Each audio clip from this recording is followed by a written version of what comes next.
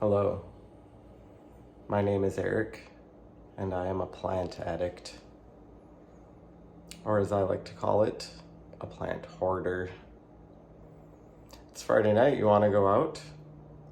I can't. I have plants. I have so many plants, and they're all screaming to be watered.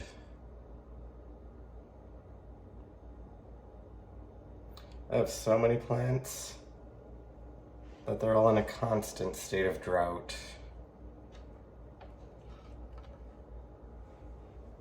It's an all too common story.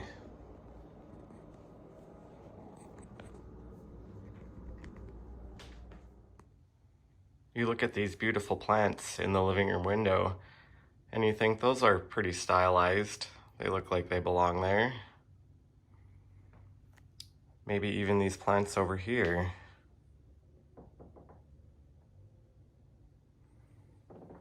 But then you notice the two Aglaonema living in the middle of the living room floor because there was nowhere else for them to go. Next, you see the coffee table. It's covered in plants. The shelves in the cabinet, those may look kind of stylized. But then you see all the plants that got too big for the shelves in the cabinet, and they're living on the floor because they had nowhere else to go. From there, you might walk into the dining room. It's an explosion of plants. The plants are living on the table. The whole table.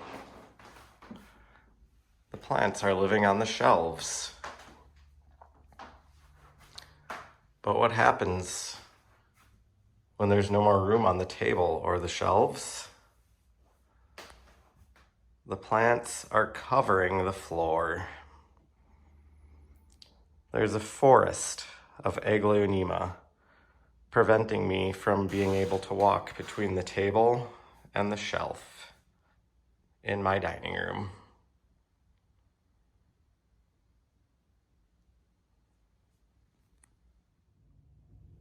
So, what is a plant lover like myself to do?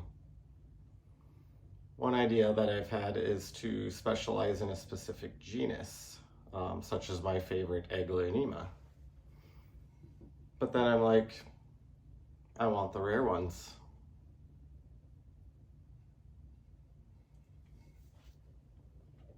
I want the not so rare ones.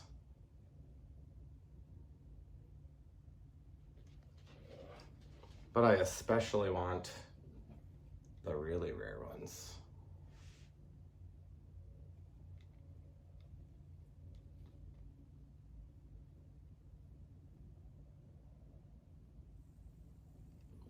So that can work to an extent.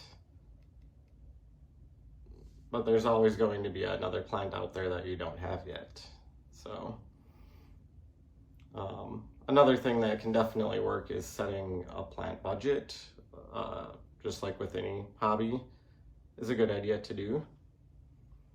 And maybe if you don't buy any plants for a while, you can save up your money and get something like this Aglaonema Black Moonlight, for example. So with those thoughts in mind, I'd like to take a look at my collection here and see if there are some ways that I could maybe make some more space, better organize, or maybe even get rid of some plants. So this first wall here, I think it looks pretty good. It's not a crazy amount of plants. The one issue here is that the Christmas tree will be going in that window soon when we get to that time of year. So the big plant to either side on the top there will live on either side of the Christmas tree as usual. But the plants on the shelf there and the hanging plant, the micans, are probably going to have to kind of get condensed over by the cabinet on the other side of the room, so that they have light to survive. And then in the rest of this room, again, there's not a massive amount of plants here. One other little thing I did just think of seeing that jar down there. Always keep in mind that you don't have to save every propagation. I did actually just throw out a couple jars recently, and I'm not entirely sure if I'm going to save this little guy even. This is just, I think, a top cutting off of the philodendron, name of it, not Majesty. I always want to call that Majesty, the Splendid. And I don't know, I may throw that out because the Splendid is living over here in the bird pot. And when it comes down to the coffee table, I've just kind of accepted that it belongs to the plants now. That is their table. And then in the corner over here where the cabinet and the shelf are, I have kind of considered maybe getting like a small shelf for next to the couch there, where I could kind of layer some of those plants, or just doing something differently there. It's a nice little corner to keep plants just because of the grow lights in the cabinet. Can kind of take advantage of those in other ways than just the plants that are living inside of the cabinet. There is a plant over here that I would kind of like to get rid of because it hates me, and that is the gloriosum philodendron in the long pot there. It did get some leaves over the summer again here, but I have a feeling when winter comes and it gets dry in here, that thing's probably going to lose all its leaves again. So I've definitely been thinking about maybe getting rid of that plant. And then in a couple spots, I do have some doubles in my collection. It could always work to give away a double to a friend. And that is the case with these narrow form Monstera adansonii here. I chopped up a big long vine of those, and there were just so many propagations that I had to put them into two separate pots. So again, could definitely be an option to give one of those away to a friend since I have two of them. So, and then I think from here we'll make our way into the dining room there.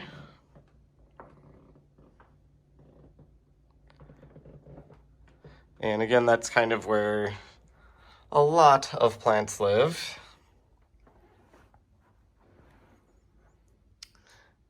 And they're on the floor, the shelf, the table once again. My partner did once say that there's nowhere to eat cereal because the table is covered in plants. And I said, that's what the computer desk is for.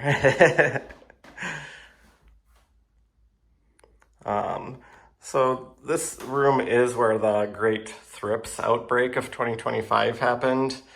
And it kind of stopped me in my tracks from trying to arrange these shelves a little bit better. So I could probably fit more on the shelves and or rearrange them better.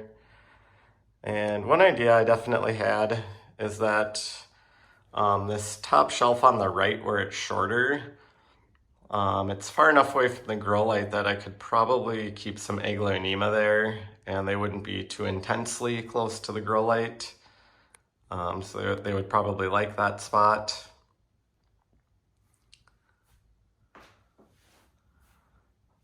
But yeah, just all these aglaonemas on the floor here. And I kind of accumulated those over the course of 2025.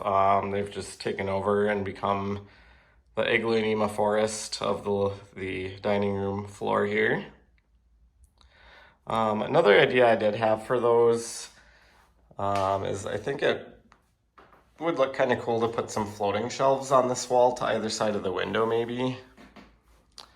I really like the jungly look, and I don't mind having a lot of plants, and I like the look of a lot of plants. The only drawback to that is all the plant care. If I really thoroughly water everything very carefully, it literally takes me at least 2 days to get all the plants in my house watered. So because of that, I was kind of going through some plant burnout in like the early spring where I was just getting really frustrated with trying to keep up with everything. And then right after that happened was when outdoor gardening season started. And every year when outdoor gardening season starts, the indoor plants tend to get into a drought. And they don't really like it, but that is why I do kind of love aglaonemas and philodendrons. They can kind of handle some longer periods without water, but... and one other thing, which I can't, of course, count on a seasonal issue to kind of keep me in check as far as buying more plants. But one thing here in Minnesota is that winter is coming, unfortunately. And a lot of these aglaonema on the floor here actually came from Instagram live sales from Peta's Planters. And I definitely, at a certain temperature, do not get plants shipped anymore. And it's not anything to do with the seller or the grower, but to be honest, I just don't trust my plants being with, UPS or whatever company is delivering them. When we get down in those single-digit temperatures, the plants may only be with those companies for a couple of days, but I don't know where those plants are sitting while they're waiting on the way to me. It could be sitting in some warehouse with like no heat for all I know, so... not to mention, I mean, it's probably not super warm in the back of those trucks either, so...